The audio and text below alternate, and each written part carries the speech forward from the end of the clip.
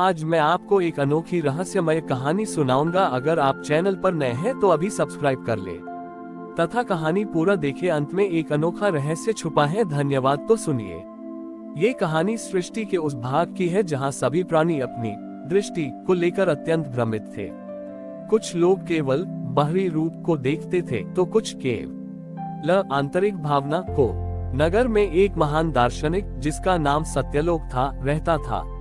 सत्यलोक हमेशा इस बात से परेशान रहता था कि सत्य क्या है। क्या सत्य वह है जो आंखों से दिखता है, भौतिक संसार, या वह जो आत्मा महसूस करती है, आध्यात्मिक संसार। सत्यलोक ने फैसला किया कि उसे महादेव से पूर्ण दृष्टि का वरदान मांगना होगा।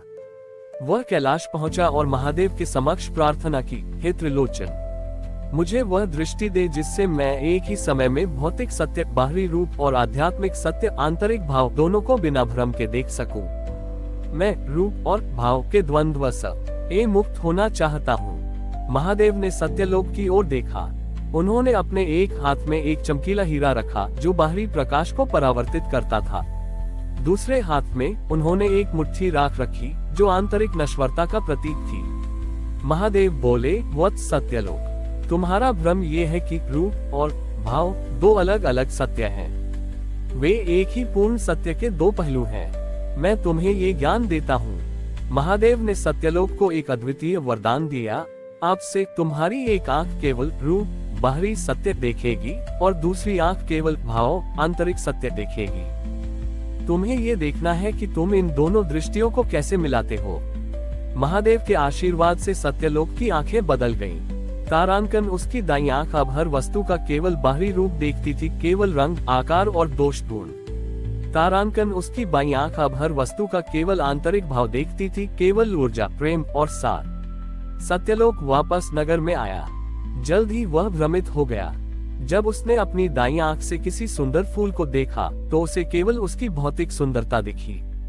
जब उसने बाईं आंख से उसी फूल को देखा तो उसे केवल उसकी नश्वरता और आध्यात्मिक ऊर्जा दिखी।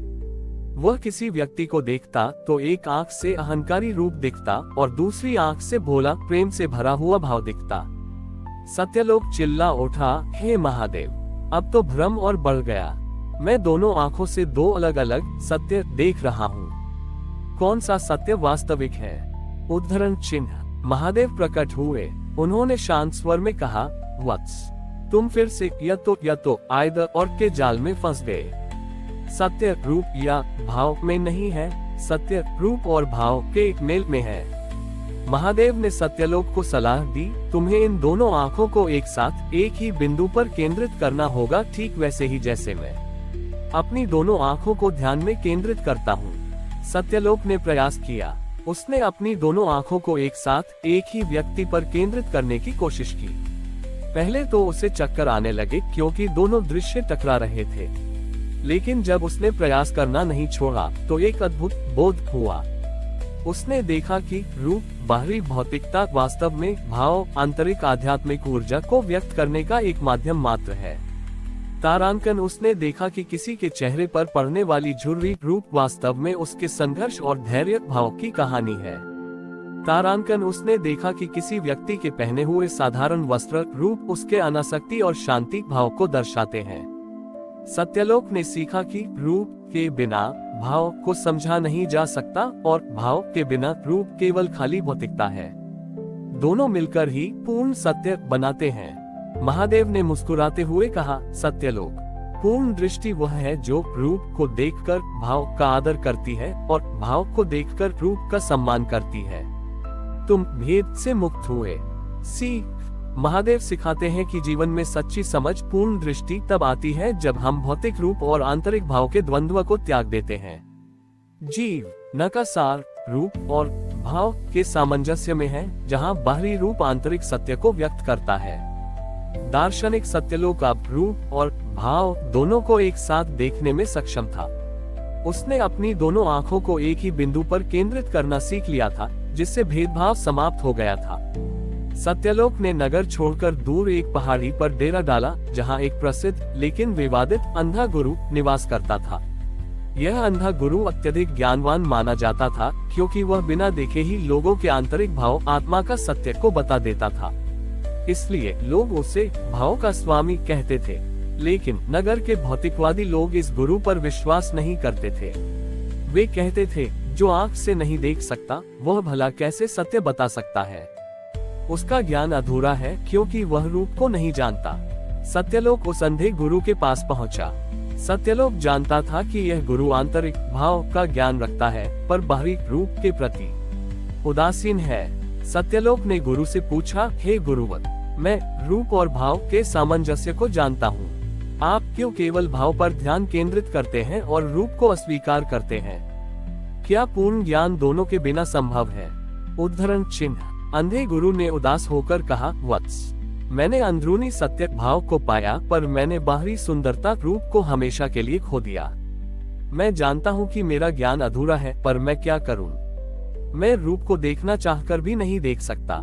तभी सत्यलोक को एक गहन बोध हुआ। इस अंधे गुरु का ज्ञान स्थिर था पर व्यापक नहीं था। सत्यलोक ने महादेव द्वारा दिए गए ज्ञान का उपयोग किया। उसने अपनी दाईं आंख जो केवल रूप देखती थी को बंद किया और बाईं आंख जो केवल भाव देखती थी से गुरु के हाथ की हथेली को देखा। उसने देखा कि गुरु की हथेली की आंतरिक ऊर्जा भाव बहुत शुद्ध और शांत थी। फिर सत्यलोक ने अपनी बाईं आंख बंद की और दाईं आंख से गुरु की हथेली को देखा। उसने देखा कि गुरु की हथेली की झुर्रियां और रेखाएं रूप वर्षों के कठोर तप और संघर्ष भाव को दर्शाती हैं। सत्यलोक ने तब अपनी दोनों आंखें खोली और पूर्ण एकाग्रता से गुरु की हथेली को देखा।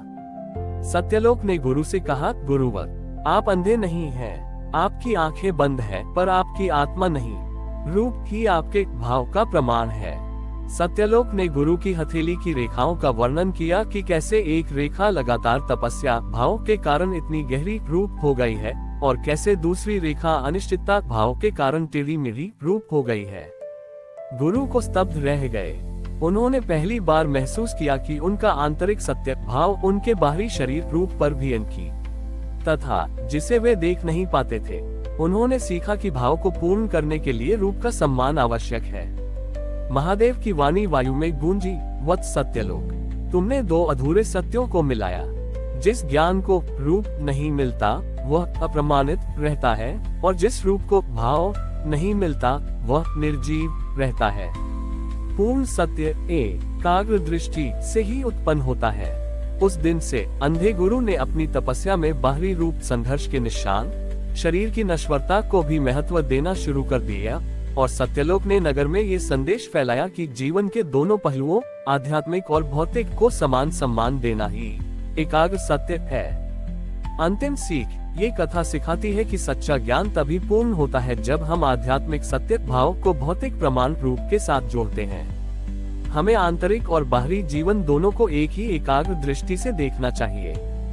हमारी और भी आध्यात्मिक एवं अनोखी कहानियां देखने के लिए हमारे चैनल पर जाएं तथा धार्मिक एवं पौराणिक अनोखी कहानियां हमारे चैनल पर है।